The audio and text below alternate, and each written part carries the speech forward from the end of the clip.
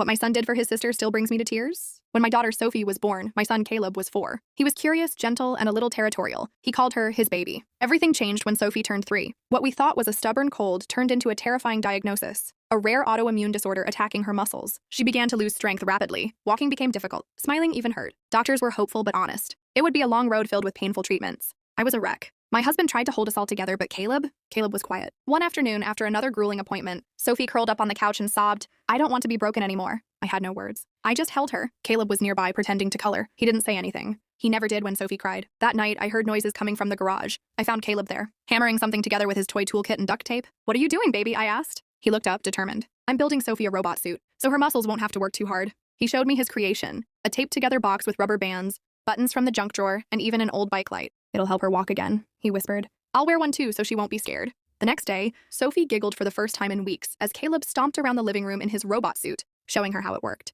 He even made her a little helmet from a salad bowl. That moment, her laughter, I hadn't heard it in so long I almost didn't recognize it. I turned away quickly so neither of them would see me cry. A few months into treatment, Sophie lost all energy. She wouldn't talk, wouldn't respond. One morning I found Caleb sitting beside her bed, gently brushing her hair with her favorite doll's tiny comb. "She likes feeling pretty," he said. Then he took out a necklace made of macaroni and shiny beads. "This is for brave girls. Only brave girls get to wear it." Sophie blinked at him. Then slowly she reached out and took it. I'll never forget what happened the night before one of Sophie's most painful procedures. She was trembling, refusing to go. Caleb disappeared for a few minutes. When he came back, he had his little backpack and a flashlight. "I'm coming too," he said. "You don't go into dark places alone." The nurse smiled and said, "Only patients allowed past this door, sweetie." Caleb nodded solemnly, handed the flashlight to Sophie and said, "Then take this. I've already charged it with Brave." 2 years later, Sophie is stronger, still recovering, still fighting. At her final therapy session, the therapist asked her, "What helped you the most?" She looked at me, then pointed at Caleb and said, "He held the light."